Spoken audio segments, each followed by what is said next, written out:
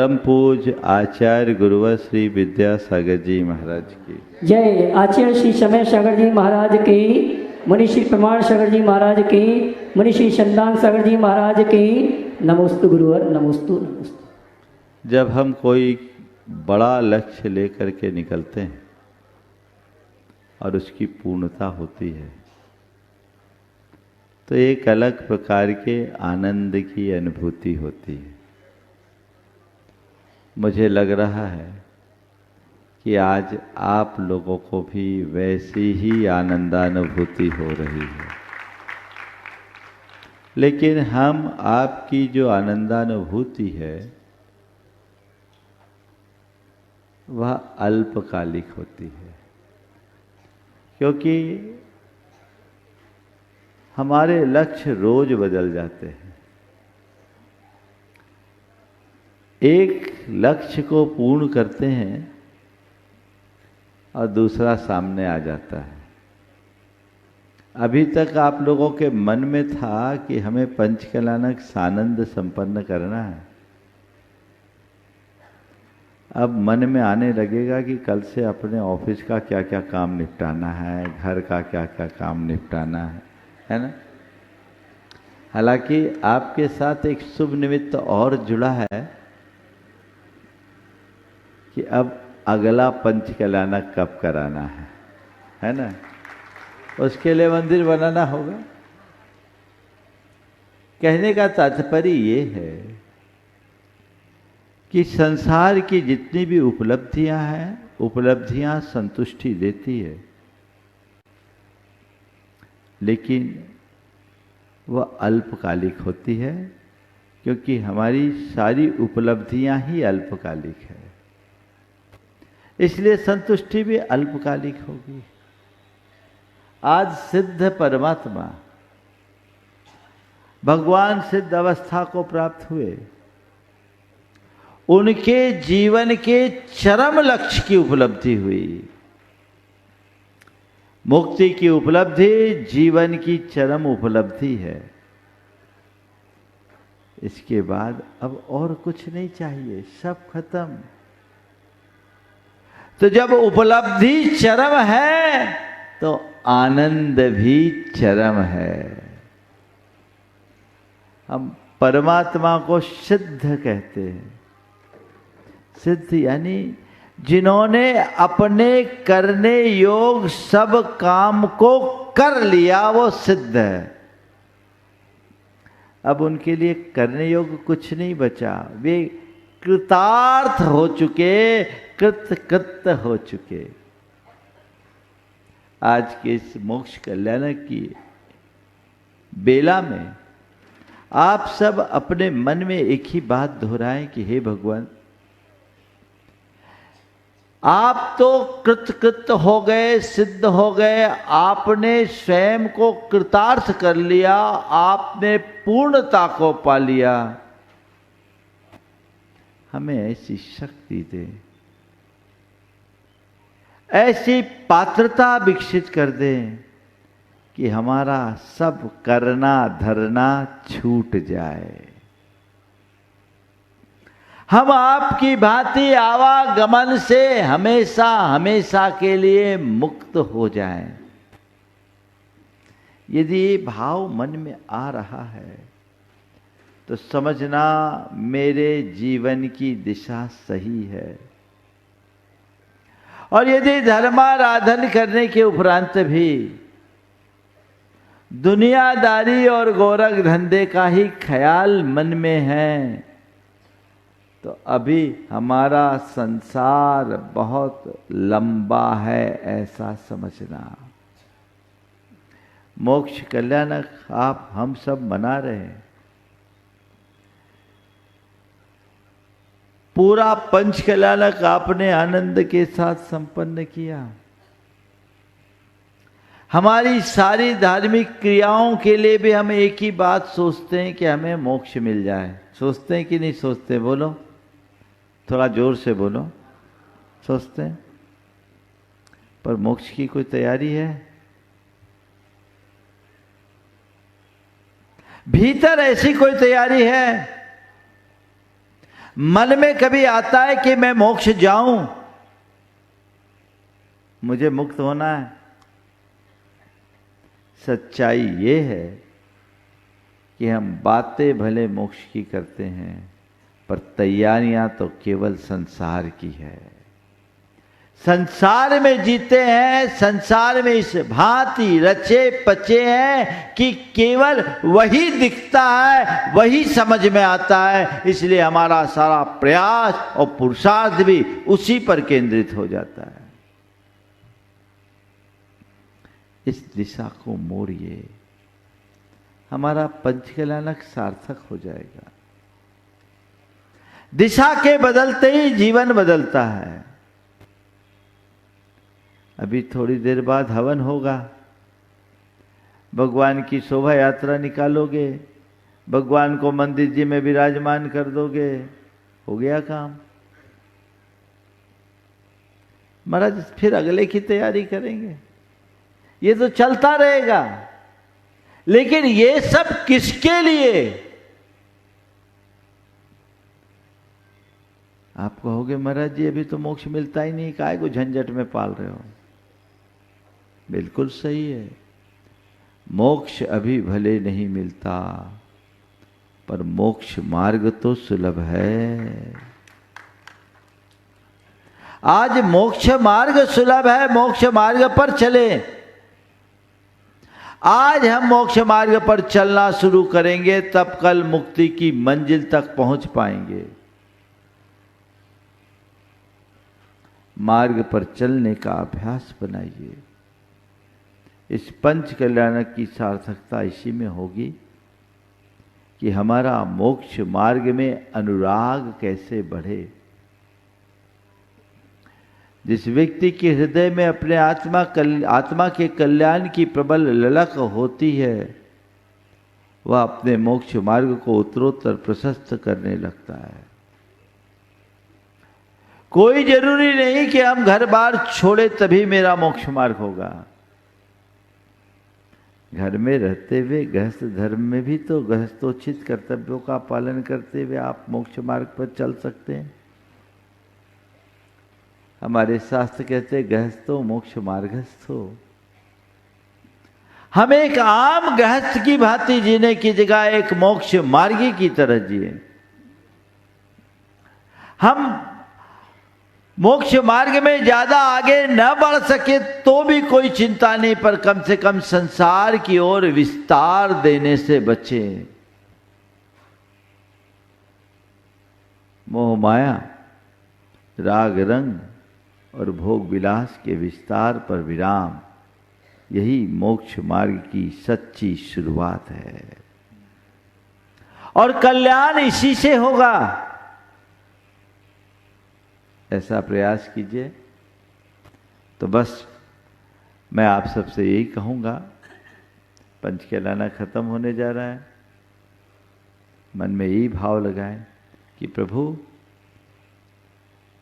अब सारे संसार का नेह कम हो और आपके प्रति मेरा अनुराग बढ़े। आपके प्रति अनुराग बढ़े, धर्म के प्रति अनुराग बढ़े, परमार्थ के प्रति मेरा अनुराग बढ़े। जीवन का पथ प्रशस्त हो सकेगा। आप लोगों ने इस पंचकल्याणक में खूब भक्ति की, फल भी तो चाहोगे। क्या फल चाहोगे बोलो? इस भक्ति का क्या फल चाहोगे? भैया जी बोल रहे जो आप दिलवा दो। जैन जगत के एक महान आचार्य हुए हैं, आचार्य पूज्यपाद। तत्वार सूत्र की दिगंबर परंपरा की सबसे पहली टीका उनके द्वारा रचित है, सर्वार्थ सिद्धि। बहुत बड़े वैयाकरण भी हुए और उन्होंने भक्तियां रची। उनके विषय में ऐसा कहा जाता है कि उनके नैनों की ज्योति चली गई थी। उन्होंने शांतिनाथ भगवान के जिनालय में शांति भक्ति की रचना की, उनसे उनके नैनों की ज्योति आ गई। उन्होंने एक दिन भगवान से कहा कि भगवान, मैंने जब से होश संभाला आपकी भक्ति की, आज मैं उसका फल चाहता। जब से मैंने होश संभाली आपकी भक्ति की, आज मैं उसका फल चाहता हूं। भगवान ने पूछा, मांगो, क्या फल चाहते हो?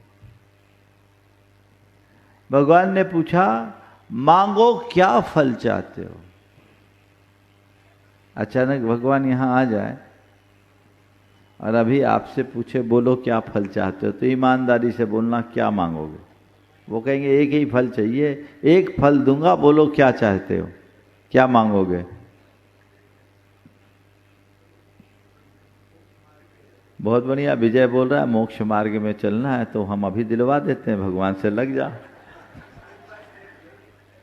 स्टेप बाय स्टेप ही सही।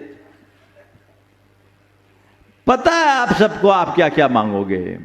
ये बहुत अच्छी बात है कि मोक्ष मार्ग के प्रति अनुराग है, लेकिन प्राथमिकता कुछ और है।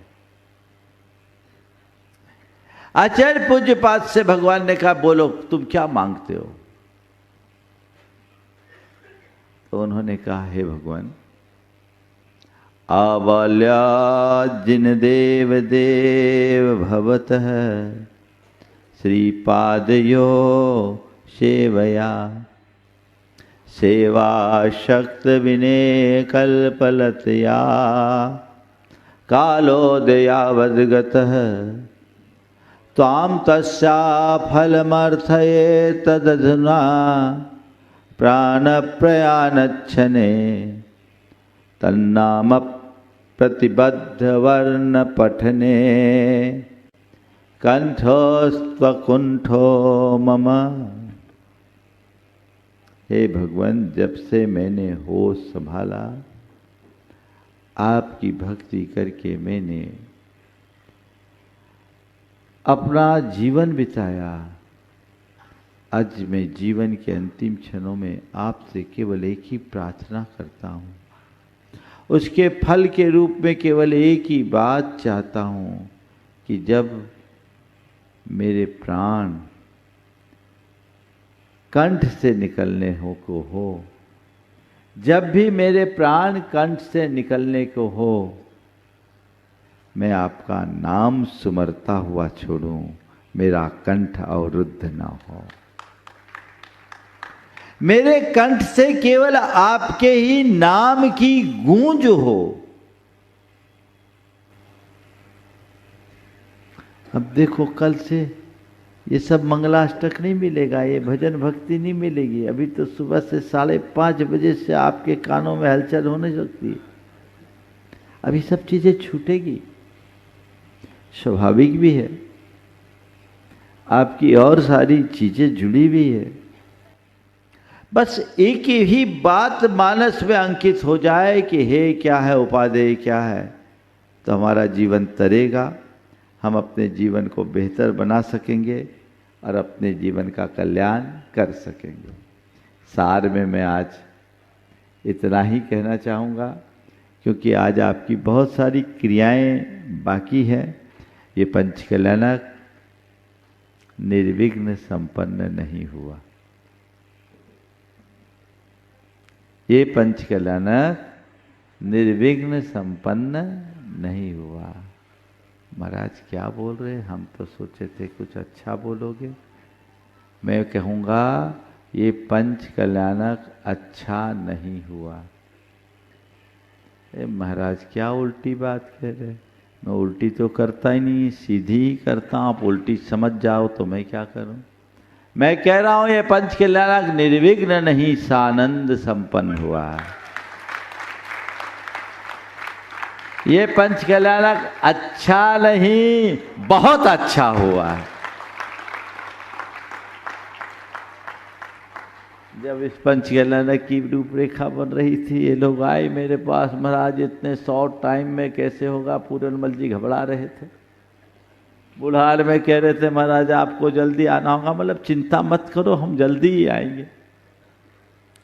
लेकिन इतनी अल्पावधि में जिस तरह की व्यवस्थाएं और जिस तरह का उल्लास आप लोगों ने प्रकट किया है वो बहुत प्रशंसनीय है। मैं पंच कल्याणक की व्यवस्था से जुड़े सभी कार्यकर्ताओं को पहले आशीर्वाद देना चाहूँगा, उनको जो एक दिन भी मंच पे नहीं आ पाए। ये मंच वाले कार्यकर्ता अलग है, ये तो चेहरे हैं सामने, पर इनकी असली ताकत वो है जो ग्राउंड में लगी हुई। उन सब के लिए आप लोगों को एक बार जोरदार करतल ध्वनि करना चाहिए। और किसी भी कार्य को संपादित करने में जो उसके योजक होते हैं, संयोजक होते हैं, उनकी महत्वपूर्ण भूमिका होती है। यहाँ की पंचायत कमेटी पूरनमल जी सेठी के नेतृत्व में इस उम्र में भी उन्होंने जिस तरीके का उत्साह देखते हुए दिखाते हुए जिस तरह से लोगों को संयोजित किया है, ये इनकी कार्य क्षमता का उत्कृष्ट उदाहरण है। मुझे याद है जब पहला पंचकल्याणक था तब भी पूरनमल जी की बड़ी भूमिका थी, शायद उस समय भी संयोजक आप ही थे, और इस पंचकल्याणक में भी आपने बहुत बेहतरीन संयोजन किया है। ये इस बात का प्रमाण है कि व्यक्ति के मन में उमंग हो तो उम्र कहीं बाधा नहीं बनती। ये बहुत अच्छा है। पूरी कमेटी प्रदीप जी बाकलीवाल के नेतृत्व में इस पूरी कमेटी ने जीतू भाई आपके यहाँ का एक नया धार्मिक चेहरा उभर करके आया है, और संजय, ये सब लगे हुए लोग वर्षों से, और पूरी कमेटी इस कार्य को संपन्न की है। मैं कमेटी को बहुत बहुत आशीर्वाद देता हूँ, और मैं तो ये पाता हूँ कि रांची वाले सबका बड़ा गाढ़ स्नेह है। जितने भी परिवार पहले से जुड़े हैं उनके जुड़ाव में वृद्धि ही हुई है, कहीं कोई कमी नहीं हुई। सभी लोग तन मन धन से, रांची का ऐसा कोई परिवार नहीं जो कहीं से पीछे रहा है। मैं उन सब को बहुत बहुत आशीर्वाद देता हूँ। नामोल्लेख तो सबका संभव नहीं है, पर समझ लेना जिनका नामोल्लेख हुआ वो कम काम किए हैं, जिनका उल्लेख छूट गया असली काम वही किए हैं, ऐसा मान करके चलना चाहिए। हमारे इस प्रतिष्ठा को संपन्न करने में हमारे प्रतिष्ठाचार्य ब्रह्मचारी अशोक भाई, अभय भाई और उनके साथ सुदर्शन जी, सोनल जी, राहुल जी और आपके स्थानीय अरविंद और अंकित, एक पूरी टीम लगती है इस कार्य को संपन्न करने में। इन लोगों ने बहुत अच्छे से संयोजित किया। संगीतकार ने भी मधुर स्वर लहरी से, मैंने देखा उन्होंने कोई फिल्मी नहीं लिया तो नहीं हमारे सुने में। मैं फिल्मी को पसंद नहीं करता। राजीव अगर लिया हो तो अगली बार सुधार लेना। हाँ, थोड़ा बहुत लिया, बिल्कुल नहीं लेना। हमें मौलिक धुनों में, तेरे पास गला है और कला है, उसकी छाप दिखाओ, आनंद आना चाहिए।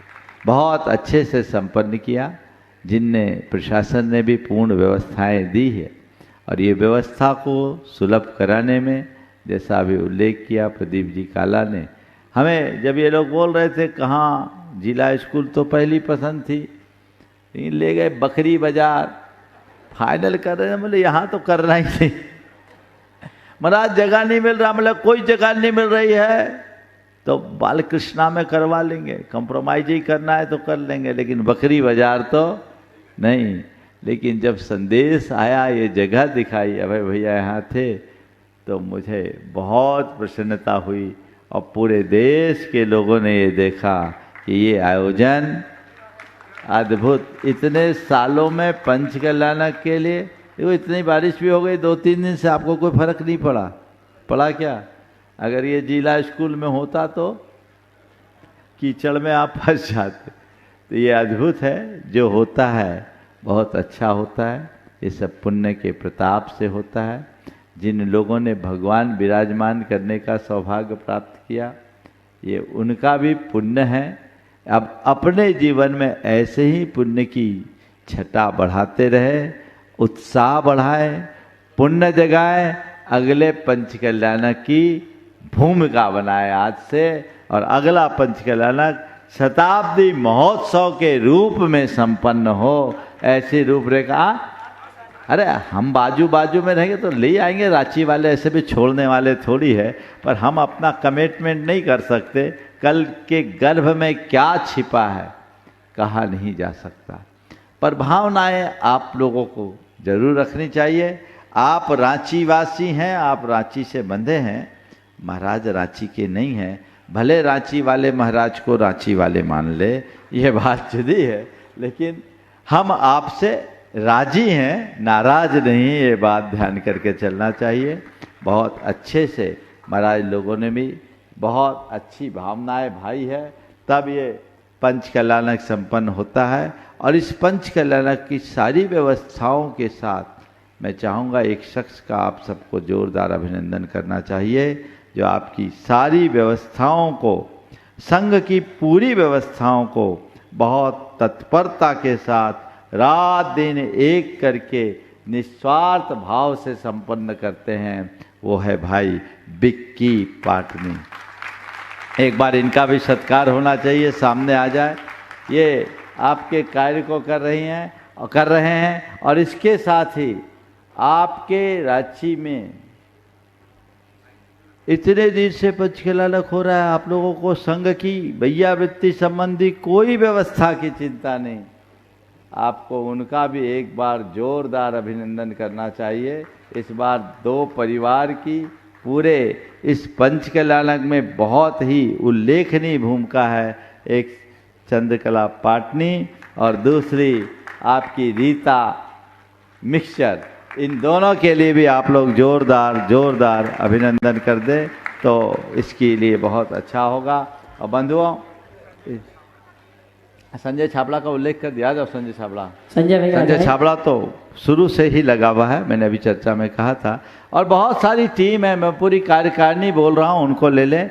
और इस पूरे के पूरे कार्यक्रम के प्रसारण में जिनवानी चैनल और इस पूरे के पूरे साउंड सिस्टम को अच्छे ढंग से ऑपरेट करने के लिए अंबिया साउंड की पूरी टीम रवि भाई के नेतृत्व में जिस तरह से किया, इनका आप जोरदार अभिनंदन करें। और व्यवस्थाओं में, खासकर भैया वृत्ति की व्यवस्था में आपके यहाँ की एक बहन अंजू छाबड़ा का भी बहुत बड़ा योगदान रहा है। आप इन सब का अभिनंदन करना चाहिए। मैं एक बात कहूँगा, अब मैं रांची में सबसे पहले युवाओं से चाहता हूँ, युवा दंपतियों से चाहता हूँ, बोल दूँ। रांची में इतनी बड़ी समाज है, पर इधर से गुजरने वाले साधु संतों के मुंह पर रांची के किसी श्रावक श्राविकाओं का नाम नहीं आता। साडम वाले घोटू और गोमिया वाले संजू का नाम आता। क्यों आता है? घोटू संजू साधुओं की सेवा में लगे रहते हैं।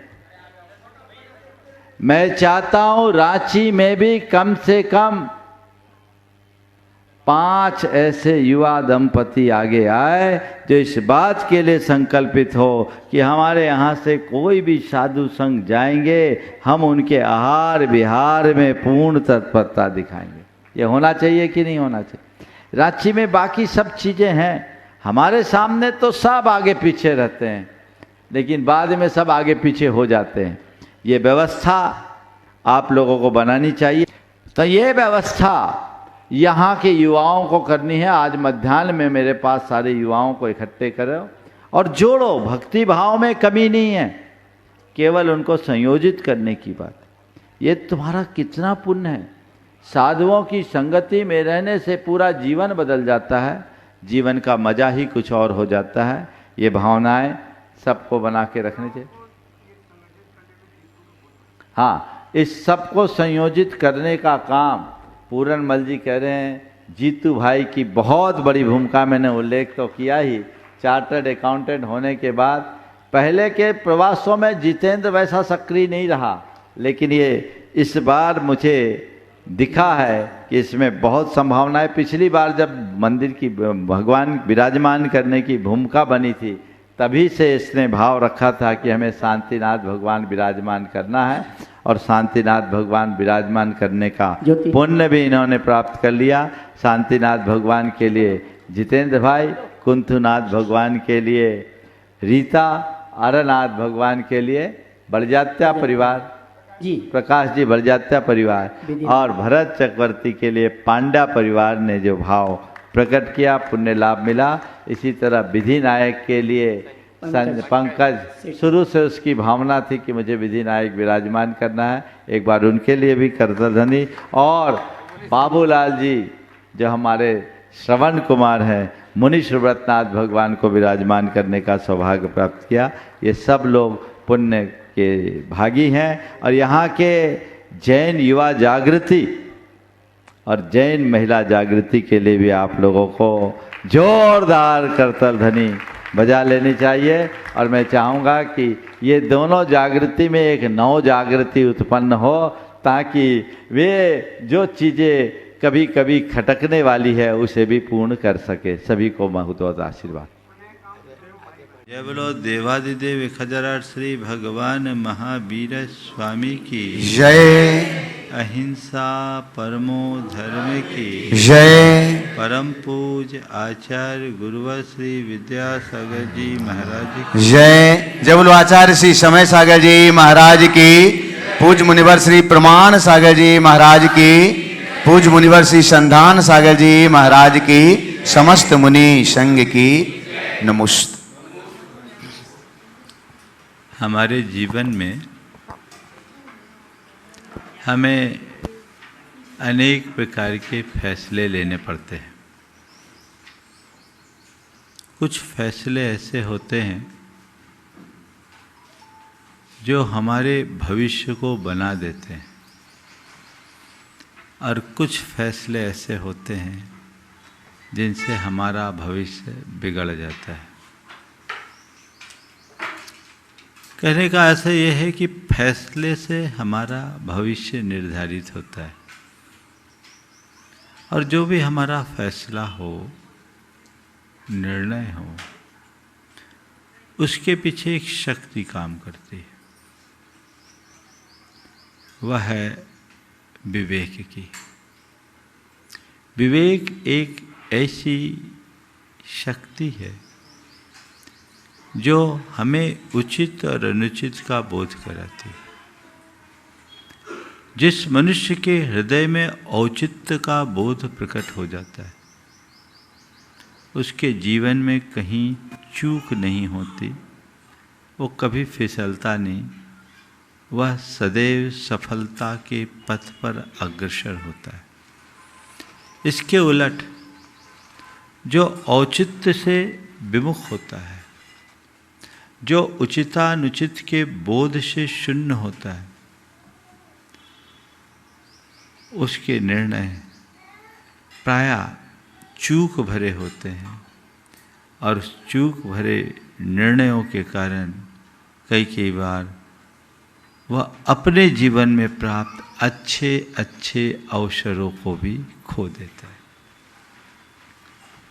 आज बात मैं उसकी ही कह रहा हूँ। हमारे जीवन में बहुत बार ऐसा होता है कि हम लोग जल्दबाजी में, अपने अज्ञानतावश, अपने अहंकार से प्रेरित होकर या अपने संपर्कियों की प्रेरणा से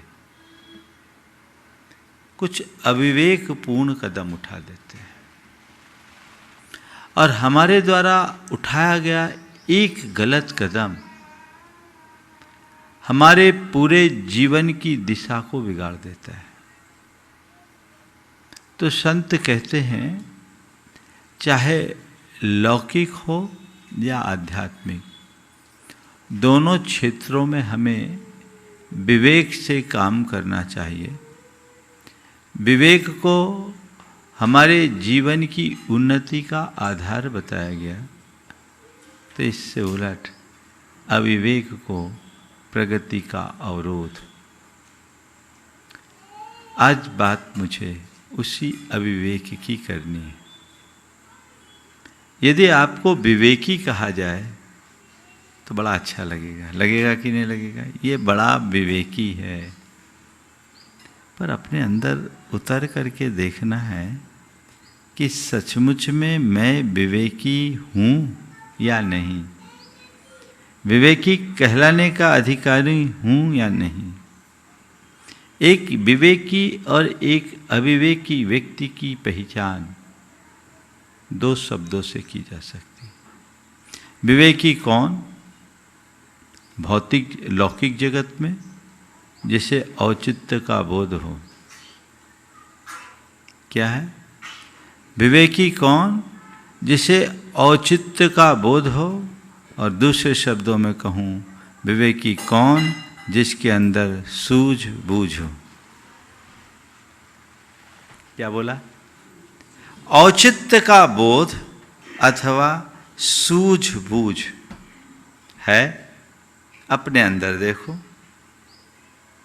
बहुत सारे कार्यों में आप औचित्य का बोध रखते हो और औचित्य का विचार करते हुए ही अपने निर्णय लेते हैं, आगे का काम करते हैं।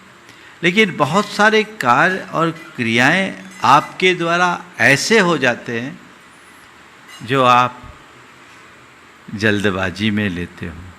आपके जल्दबाजी में लिए गए जितने भी निर्णय हैं वो प्रायः गड़बड़ होते हैं। जल्दबाज व्यक्ति करता पहले, सोचता बाद में, है ना?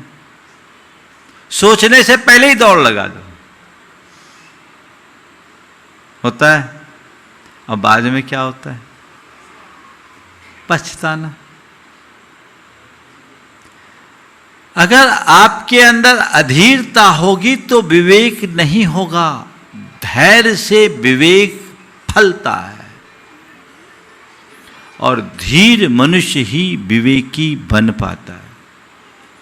अधीरता अविवेक की जननी है, इसे कभी न भूले और अपने आप में उस विवेक को उद्घाटित करने का अभ्यास और प्रयास करें। अपने मन को अविवेक से मुक्त करें।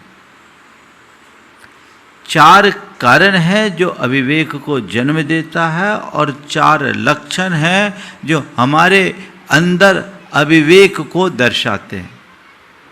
पहला कारण अधीरता, दूसरा कारण है अज्ञान, तीसरा कारण है अहंकार और चौथा कारण है गलत लोगों की संगति।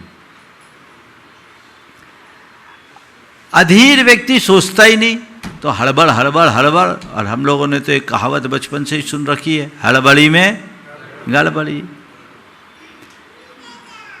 हड़बड़ी से बचें, अपने आप में धैर्य लाने का प्रयास हमारा होना चाहिए।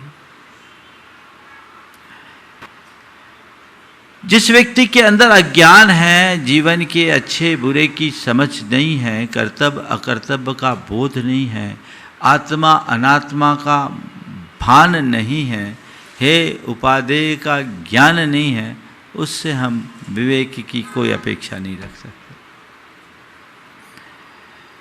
जो अहंकार में पलता है उसके जीवन में विवेक आ ही नहीं सकता, क्योंकि अहंकार सबसे पहले हमारी बुद्धि पर एक आवरण ला देता है। वो किसी की सुनेगा नहीं, अहंकारी को किसी की सुनता ही नहीं। जो है मैंने कह दिया वो सही। तो अहंकार की स्थिति में जो कुछ भी होता है वह प्रायः अविवेकपूर्ण होता है। और फिर गलत लोगों की संगति में रहोगे तो विवेक कुंद होगा ही होगा। आसक्ति भी हमारे विवेक को नष्ट करती। बुद्धि के विनाश का कारण आसक्ति है। अगर मनुष्य किसी व्यक्ति और वस्तु से आसक्त हो जाता है, उसके पीछे पागल हो जाता है, तो उसको उसके अलावा कुछ नहीं दिखता, वही सब कुछ दिखता। करनी अकरनी का सारा भेद भूल जाता है और प्रायः कुछ गलत कदम उठा लेता है। कुछ भी समझ में नहीं आता, मोह में फंस गए। ये अविवेक के मूल कारण है और उसके लक्षण हमें दिख जाएंगे। हमारे अंदर विवेक है कि नहीं। जल्दबाजी है तो समझ लो आपके अंदर विवेक नहीं है। फैसला लेना, बाद में पछताना। अविवेक का पहला लक्षण है जल्दबाजी। दूसरा है भाव प्रवणता, भावुकता, भावनाओं में बहकर निर्णय ले लेना।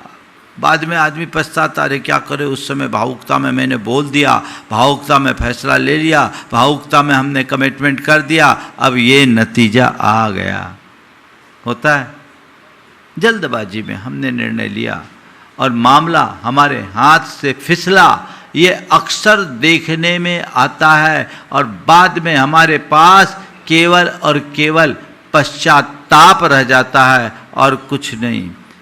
और फिर अविवेकी होने का एक लक्षण और है कि बार बार उसी गलती को दोहराना, जो एक बार कर दिया। गलतियां विवेकियों से भी क्वचित कदाचित हो जाती है, लेकिन विवेकी और अविवेकी में इतना ही अंतर है, विवेकी अपनी गलती को सुधारता है और अविवेकी उसी गलती को रोज रोज दोहराता रहता है। आप अपने अंदर उतर करके देखिए, यदि आप एक ही गलती को बार बार दोहरा रहे हो तो मान करके चलना आप गलती पर गलती कर रहे हो, आपका जीवन अविवेक से घिर गया है। और दूसरों की बातों में आकर खुद का नुकसान करना, दूसरों की अच्छी बातों को न स्वीकारना और गलत बातों को मानकर निर्णय ले लेना और उसी गलती को बार बार दोहराना। दूसरों की बातों में आए, अपना नुकसान कर लिया, अरे क्या करें, हम तो उसके बातों में आ गए, हम तो उसके बातों में आ गए, हम तो उसके बातों में आ गए। और आजकल तो ऐसे बहुत सारे लोग हैं। आज के समय में आपको आपके विवेक की परीक्षा हर पल देनी पड़ती है और विवेक की रक्षा करने की भी आवश्यकता होती है। यदि आप विवेक, थोड़ा सा भी विवेक खो दिए और चूक गए तो भारी नुकसान हो सकता है। जितने भी साइबर क्राइम हैं, क्या है बोलो, क्या करते वो लोग आपके साथ? सरकार जागरण का एक बहुत बड़ा संदेश आप सबको दे रही है, रोज रोज बड़ी बड़ी चर्चाएं आती है, लेकिन उसके बावजूद रोज रोज लोग गलतियां करते हैं। आपको ट्रैक करके आपको भारी लाखों करोड़ों का नुकसान दे रहे हैं। और ये सब किसके साथ हो रहा है? पढ़े लिखों के साथ कि गैर पढ़े लिखों के साथ? हाँ, तो पढ़े लिखे होने का मतलब विवेकी है क्या? बोलो। देखो, दो शब्द हैं, एक पढ़ा लिखा होना और एक अनपढ़ होना। हम लोग प्रायः अनपढ़ को अच्छा नहीं मानते और पढ़े लिखे को बहुत अच्छा मानते, कहते ये ठीक है। अनपढ़ और पढ़े लिखे होने का कोई अर्थ नहीं है। निरक्षर और साक्षर में कोई बहुत बड़ा अंतर नहीं है। हो सकता है निरक्षर व्यक्ति बड़ा ज्ञानी हो और ये भी हो सकता है साक्षर व्यक्ति मूढ़ हो। अनपढ़ ज्ञानी हो सकता है, पढ़ा लिखा मूढ़ हो सकता है। ज्ञानी कौन? जिसमें विवेक है, और मूढ़ कौन? जो अविवेकी है। हमारी संस्कृति निरक्षर से साक्षर बनने की नहीं है, हमारी संस्कृति मूढ़ से ज्ञानी बनने की है। क्या बनने की है? मूढ़ से ज्ञानी। अपने अंदर उतर करके देखो कि मेरे भीतर मूढ़ता का कोई अंश तो नहीं है। यदि है तो मैं अपने जीवन से धोखा खाऊंगा, नुकसान उठाऊंगा, और उठा रहे हैं। ये जितनी भी घटनाएं होती है जो डर, अंधविश्वास, लालच और मोह में फंसते हैं, वे सब के सब मूढ़ कहलाते हैं। और ऐसे लोगों को बड़ी आसानी से बेवकूफ़ बनाया जाता है। आप लोगों के साथ रोज चीटिंग होती कि नहीं होती? बोलो। हाँ, आपने निर्णय ले लिया, कुछ भी कह दिया, सामने वाले की बातों में आ गए। बिल्कुल नहीं। हर व्यक्ति को अपने तरफ बहुत गंभीर होना चाहिए और बहुत सावधानी के साथ कोई भी कदम उठाना चाहिए। और यदि कदाचित कोई गलती हो जाए तो उसकी पुनरावृत्ति से बचना चाहिए। भावना योग हमें वही सामर्थ्य देगा जिसको हम अपने जीवन में उतारें तो बहुत बड़ा परिवर्तन और बदलाव घटित किया जा सकता है। अविवेक एक अविवेकपूर्ण निर्णय पूरे जीवन को बहुत पीछे ले जाता है, क्योंकि गलत निर्णय से अच्छे परिणाम कभी नहीं होंगे सिवाय नुकसान के और कुछ नहीं। अविवेक का आप अनुभव करें, 4 तरह का परिणाम होता है। गलत निर्णय जैसे नुकसान, संबंधों में खटास, पश्चाताप की अनुभूति और दिशाहीनता, जीवन में भटकाव, ये होता है। ऐसे ही आध्यात्मिक जगत में ऐसा अहंकार होगा, सम्यक दर्शन कैसे होगा? वो अनात्मा में आत्मा का बोध कर रखा है, पर में कर्तृत्व की भावना, स्वामित्व की बुद्धि और भोक्तृत्व की चाह जगा लेता है। तो जिसके अंदर कर्तृत्व, स्वामित्व और भोक्तृत्व की प्रबल आकांक्षाएं होती है, वह सच्चे अर्थों में आध्यात्मिक जगत में आगे नहीं बढ़ सकता। वो तभी हो सकता है जब उसका अहंकार विसर्जन, जिसे अपने यहाँ कहा जाता है मिथ्यात्व। मिथ्यात्व से ऊपर उठने पर ही सम्यक्त का प्रकाश प्रकट होता है। तो अपने चित्त का अंतर विश्लेषण करके देखने की जरूरत, कहीं मैं झूठे अहंकार में तो नहीं जी रहा हूं। स्वरूप बोध होते ही अहंकार मिटता है और अहंकार के मिटते ही विवेक जगता है। तो अहंकार को मिटाने के लिए स्वरूप बोध जगाइए। ये स्वरूप बोध जगेगा, जीवन की दिशा बदलेगी, जीवन में एक अलग आनंद आएगा। फिर आसक्ति, आसक्ति किसी के प्रति हो, चाहे व्यक्ति या वस्तु, वो हमें चीजों को समझने नहीं देती। हमें वस्तु या व्यक्ति से इस तरह से जोड़ देती है कि उसके अतिरिक्त हमें और कुछ दिखता ही नहीं। आंखों के आगे पर्दा लग जाता है। कहते हैं जैसा चश्मा लगा लो चीजें वैसी ही दिखती। जिसके प्रति तुम्हारे मन में आसक्ति है, उसके अलावा तुम्हें और कुछ अच्छा लगेगा ही नहीं। उसका परिणाम सदैव बुरा होता है। तो अपने अंतर मन में उस आसक्ति को मिटाने की जरूरत है। हमारे मन में आसक्ति होती है भोगों के प्रति, हमारे मन में आसक्ति होती है शरीर के प्रति, हमारे मन में आसक्ति होती है व्यक्ति, परिवार और परिजनों के प्रति, हमारे मन में आसक्ति होती है धन संपत्ति के प्रति। भोगों के प्रति, शरीर के प्रति, परिजनों के प्रति या व्यक्तियों के प्रति और धन के प्रति, किन्हीं के प्रति अगर मन आसक्त होगा पागल रहेगा।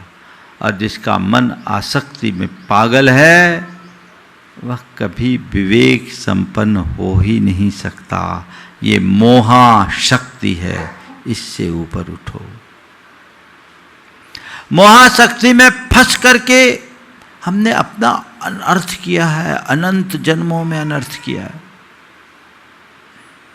इससे अपने आप को बचाने की कोशिश करनी चाहिए।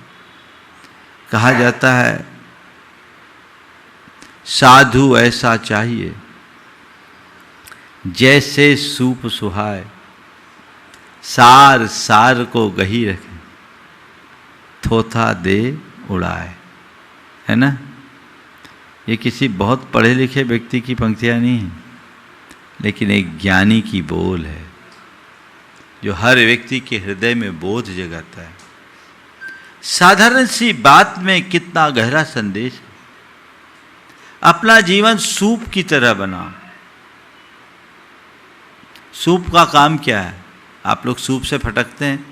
हालांकि आजकल तो ये सब क्रियाएं लगभग छूट गई है, सब बाजार से ही प्रोसेस की हुई चीज़ें आती। पहले एक परंपरागत व्यवस्था होती थी, घर में सूपा भी रहता था, चालनी भी रहता था। चलनी का काम क्या रहता था?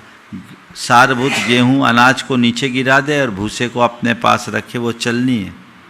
चलनी तो वही करती ना, ऊपर ऊपर का डंठल चलनी में ऊपर रह जाए और दाना दाना नीचे झड़ जाए, है ना? और सूपा में उल्टा, सूपा में भूसा बाहर निकल जाए, दाना पास रह जाए। असार को बाहर रखो, सार को भीतर रखो। अपने अंतर मन का विश्लेषण करो, तुम्हारे जीवन में क्या है, सार है या सार? तुम्हारा जीवन चलनी जैसा है या सूपे जैसा? बोलो, किसको संग्रहित कर रहे हो, सार को या आसार को? और इसकी पहचान है जो तुम्हें पुष्टि दे, जो तुम्हें संतुष्टि दे, जो तुम्हें अंदर से स्थायी आनंद दे, उसमें सार है। और जो तुम्हें अतृप्ति और आकुलता दे वह सब बेकार है, असार है। तो अब तक तुमने क्या किया? सार की उपेक्षा कर असार का अभिनंदन किया।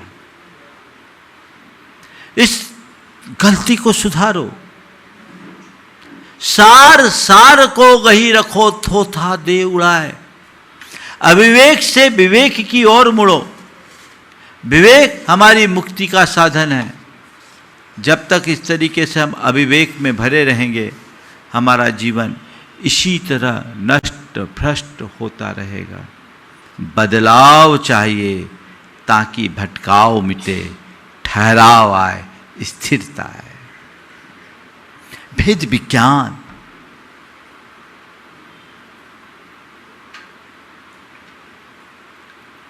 विवेक, किसके अंदर विवेक? विवेक क्या है? कबीर ने बहुत अच्छी बात कही, समझा समझा एक है, अनसमझा सब एक। समझा समझा एक है, अनसमझा सब एक।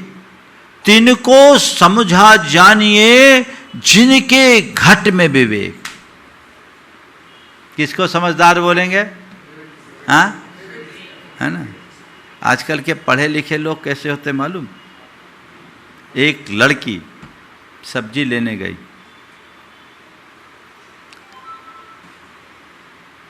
टमाटर लेने के बाद अपने थैले में डलवाया। उसके बाद 2 किलो कद्दू लिया, थैले में डालने को बोला, बोले डाल दो। सब्जी वाले ने कहा, बहन जी आप क्या कर रही है? बोले तुम क्या सोच रखे हो, मैं पढ़ी लिखी हूँ, MBA हूँ। मैं पढ़ी लिखी हूँ, MBA हूँ, तुम डालो। बोले बहन जी गड़बड़ हो जाएगा, टमाटर पर आप कद्दू मत डालो। मैं बोल रही हूँ ना डालो, तुम अनपढ़ क्या जानोगे? अब बेचारा क्या करेगा? उसने टमाटर के ऊपर कद्दू डाला तो टमाटर का कचूमर निकल गया, सारे टमाटर पिचड़ गए।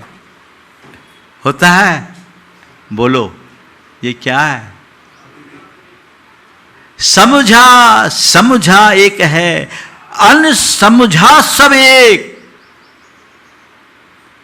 तिनको समझा जानिए जिनकी घट में विवेक। तो जिसके घट में विवेक है, आप केवल उसको समझा जानिए, बाकी तो सब नास समझ है।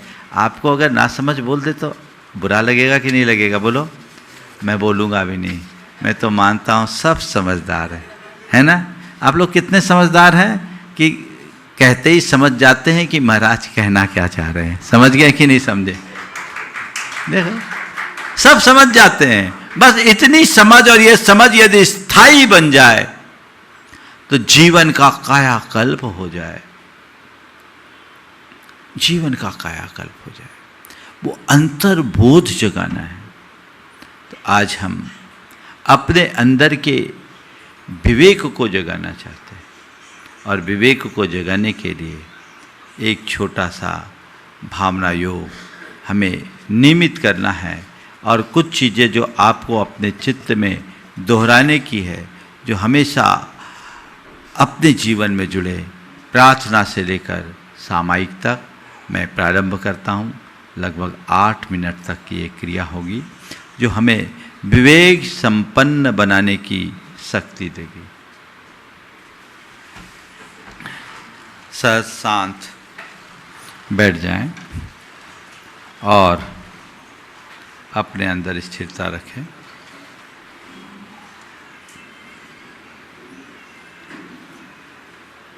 सांस आ रही है, सांस जा रही है। आती जाती सांसों को सहज आते जाते देखें।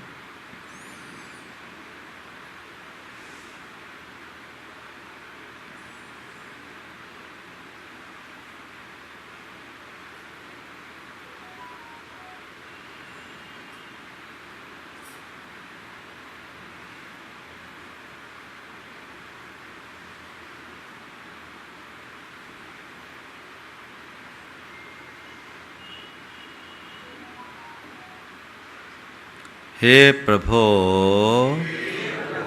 आपके चरणों में कोटि कोटि बंदन, कोटि कोटि आभार। हे प्रभो आपकी कृपा से मुझे जीवन का यह नया दिन मिला। मुझे ऐसी शक्ति दे कि मैं आज के इस दिन को अच्छा दिन बना सकूं। हे प्रभु मुझे ऐसी दृष्टि दे कि मैं सही निर्णय ले सकूं। हे प्रभु मुझे निर्णय की सही दृष्टि दो।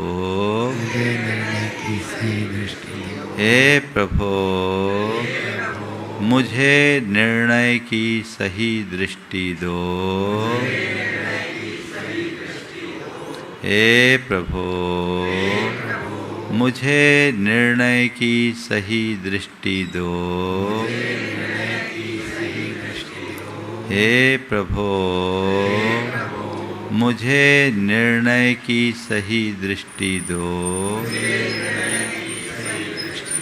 हे प्रभु मुझे निर्णय की सही दृष्टि दो। मुझे भ्रम से नहीं ज्ञान से चलना है।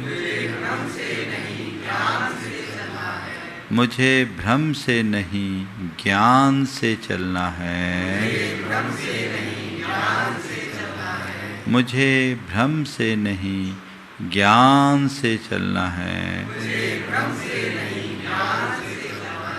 मुझे भ्रम से नहीं ज्ञान से चलना है। मुझे अपना काम स्थिरता और विवेक से करना है। मुझे अपना काम स्थिरता और विवेक से करना है। मुझे अपना काम स्थिरता और विवेक से करना है। हे प्रभु बीते दिन में मैंने अनेक बार जल्दबाजी में गलतियां की, बिना विचारे निर्णय लिया, गलत कदम उठाया, बिना सोचे कुछ भी बोला, कुछ भी किया। मैं अपनी इन गलतियों को स्वीकार करता हूँ। मेरे हृदय में इन गलतियों के प्रति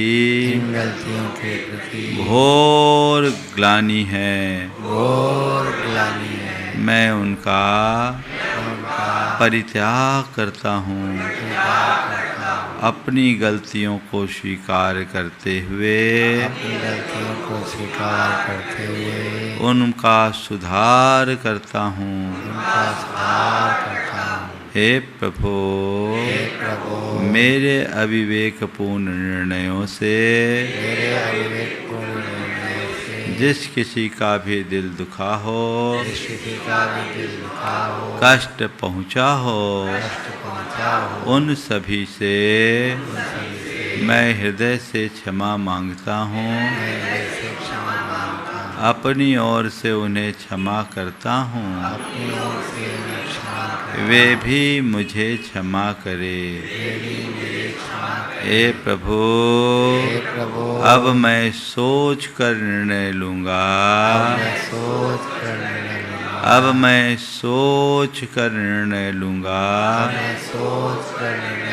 अब मैं सोच कर निर्णय लूँगा। अब मैं सोच कर निर्णय लूँगा। अब मैं सोच कर निर्णय लूँगा। मैं उचित अनुचित का ध्यान रखूँगा। मैं उचित अनुचित का ध्यान रखूँगा। मैं उचित अनुचित का ध्यान रखूँगा। मैं उचित अनुचित का ध्यान रखूँगा। मुझे आत्मबोध रखना है। मुझे आत्मबोध रखना है। मुझे आत्मबोध रखना है। मुझे आत्मबोध रखना है। मैं आत्मबोध संपन्न हूँ। आत्मबोध संपन्नो हम। आत्मबोध संपन्नो हम। आत्मबोध संपन्नो हम। विवेक संपन्नो हम। संपन्नो हम। विवेक संपन्नो हम। विवेक संपन्नो हम। मैं विवेक से संपन्न हूँ। मैं विवेक से संपन्न हूँ। विवेक संपन्नो हम। विवेक संपन्नो हम। विवेक संपन्नो हम। विवेक संपन्नो हम। मैं विचारशील हूँ। मैं विचारशील हूँ। मैं विचारशील हूँ। विचारशीलो हम। विचारशीलो हम। विचारशीलो हम। विचारशीलो हम। विचारशीलो हम। विचारशीलो हम। विचारशीलो हम। विचारशीलो हम। विचारशीलो हम। मैं निर्णय में समर्थ हूँ।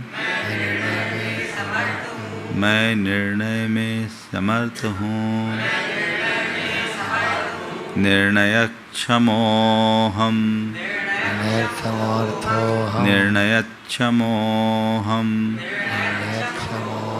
निर्णयक्षमो हम। निर्समर्थो हम। निर्णयक्षमो हम। शांतो हम। शांतो हम। शांतो हम। शांतो हम। शांतो हम। शांतो हम। शांतो हम। शांतो हम। शांतो हम। शांतो हम। शांतो हम। सहजो हम। सहजो हम। सहजो हम। सहजो हम। सहजो हम। सहजो हम। सहजो हम। सहजो हम। शो हम। सो सो हम। सो हम। सो हम। सो हम। सो हम। सो हम। सो हम। सो हम। सो हम। सो हम। सो हम। सो हम। सो हम। सो हम। सो हम। सो हम। सो हम। सो सो हम। सो हम। सो हम। सो हम। सो हम।